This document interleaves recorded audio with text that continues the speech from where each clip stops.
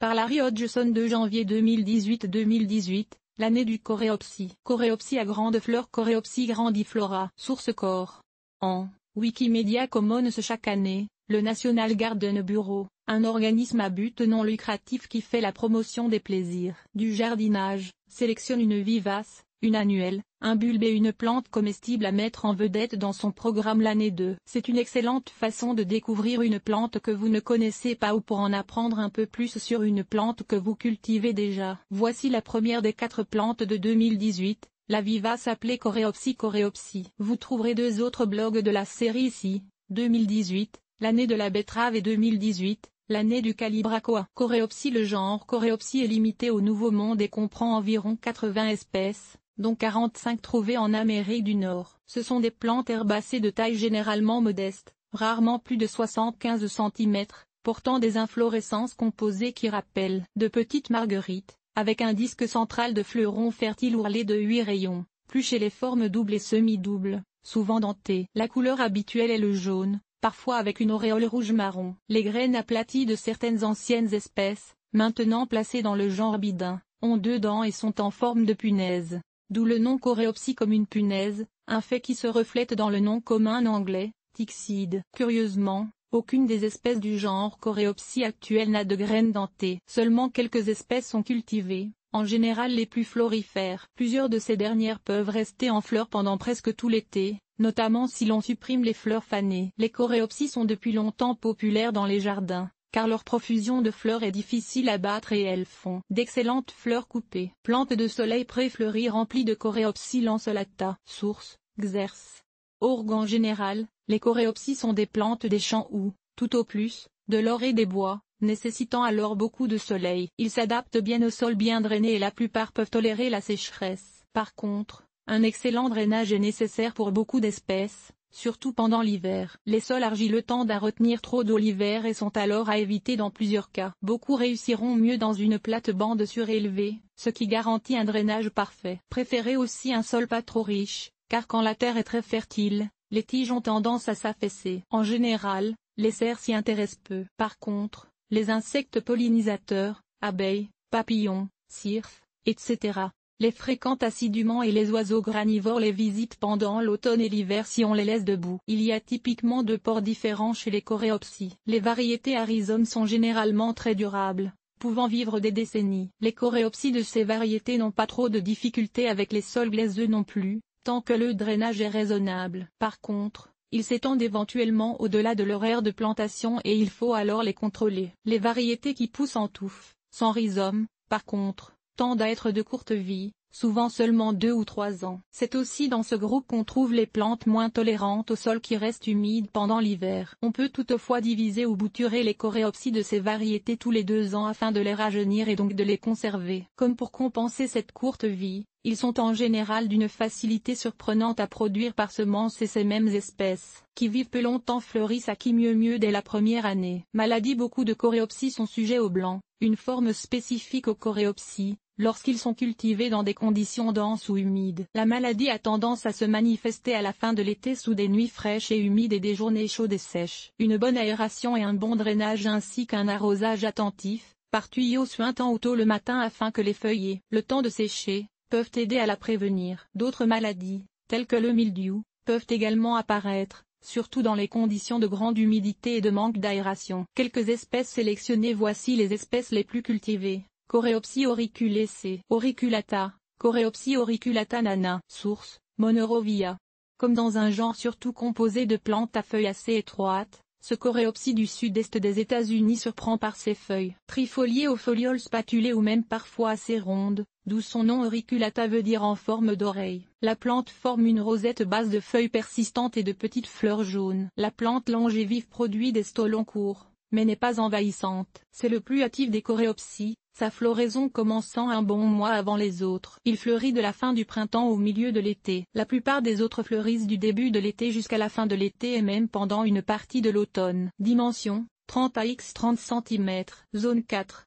Le cultivar nanana, de seulement 25 cm de hauteur, est le plus populaire, mais on cultive aussi Zamphire, au rayon tubulaire. Dimension, 30 à x 30 cm. Coréopsis à grandes fleurs. C. Grandiflora. Coreopsis grandiflora Early Sunrise. Source: Sélection All America. Ce coréopsis fut longtemps le plus cultivé des coréopsis. Verticillata lui ravit maintenant cette place. C'est une plante qui pousse en touffe, produisant une profusion de tiges feuillues aux feuilles plutôt lancéolées. Les feuilles inférieures sont simples.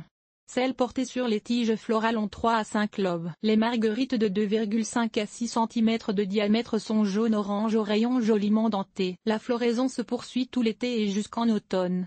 Plus abondamment encore si l'on supprime les fleurs fanées. Les coréopsis de cette espèce ont souvent la vie courte, étant très intolérants aux conditions hivernales le moindrement humides et très sujets au blanc. Pour leur assurer une durée supérieure, prenez l'habitude de les bouturer ou de les diviser tous les 2 ans. Aussi, ils se multiplient rapidement et facilement par semences, fleurissant même l'année du semis si on les démarre à l'intérieur en mars. L'espèce atteint jusqu'à 90 cm de hauteur, mais presque toutes les variétés cultivées sont plus compactes, de l'ordre de 40 à 60 cm. Elles mesurent toutes environ 30 cm de diamètre. Zone 3.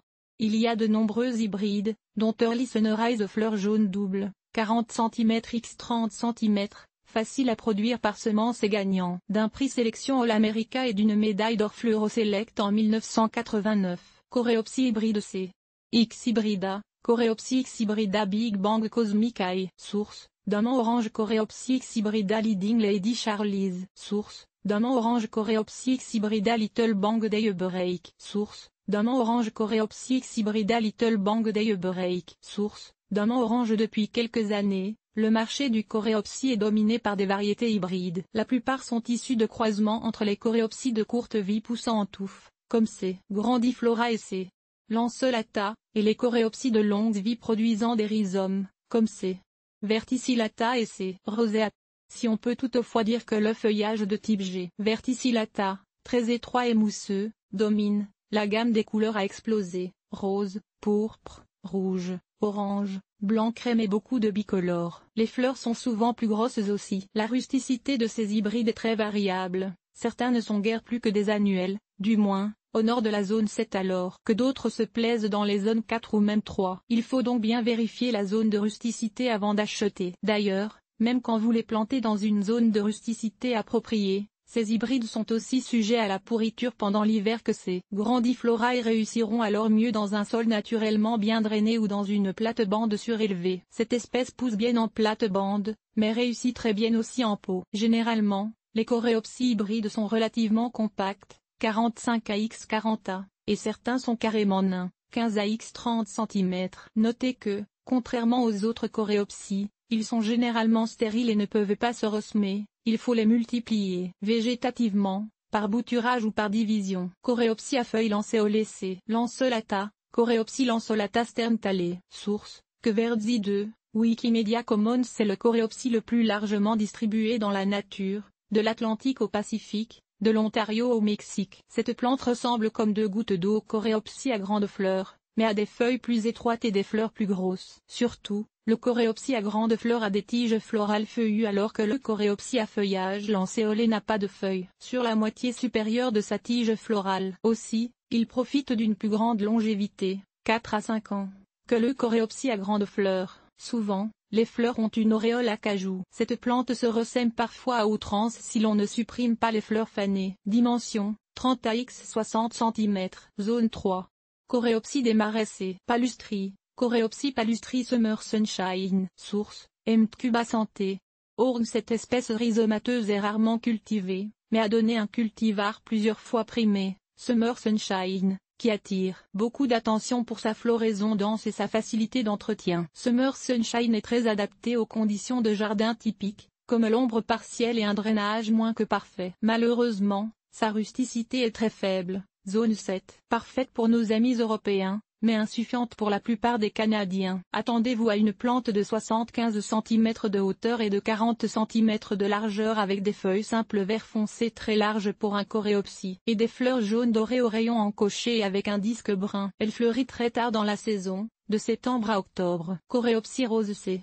rosea, Coréopsis rosea American Dream. Source: Mtcuba Center. Org. Tout à fait original dans un genre où le jaune domine largement. Le coréopsis rose produit bel et bien des fleurs roses. Elles sont petites, mais produites en grande quantité sur des tiges minces portant des feuilles presque comme des aiguilles. Il diffère aussi des autres coréopsies en ce qu'il préfère un sol qui demeure constamment humide en tout temps, mais sans excès, et qu'il ne tolère nullement la sécheresse. C'est aussi une plante plus capricieuse, se comportant comme une annuelle quand les conditions ne sont pas tout à fait à son goût. Là où elle est heureuse, par contre, elle se multipliera peu à peu par rhizome. Notez que c'est un de ces coréopsies dont il vaut mieux toujours supprimer les fleurs fanées, non seulement pour stimuler une floraison renouvelée, mais pour empêcher la plante de trop se ressemer. Dimension 60 cm x 60 A. Zone 4 bits. C'est cette plante qui, en hybridation, a transmis les teintes rouges et roses aux coréopsies hybrides. Et souvent aussi leur faible longévité. Coréopsie des teinturiers ou Calliope tinctoria, Coréopsie tinctoria dans la nature. Les sélections horticoles viennent dans une bonne variété de couleurs. Source, Carl Lewis, Wikipédia Commons. C'est le coréopsie annuel le plus populaire. Il est facile à cultiver par semencement en pleine terre et souvent utilisé dans les mélanges de pré-fleuris à cause de son arrivée rapide à la floraison. Ses fleurs sont habituellement bicolores, jaune et rouge. La forme sauvage est assez grande, environ 90 cm, mais les divers cultivars peuvent être aussi compacts que 20 cm. Il peut parfois se ressemer à outrance. L'épithète tinctoria veut dire des teinturiers et, effectivement, on peut tirer une teinture rouge vin de ses fleurs. Dimension, 30 à x 20 A. Annuel.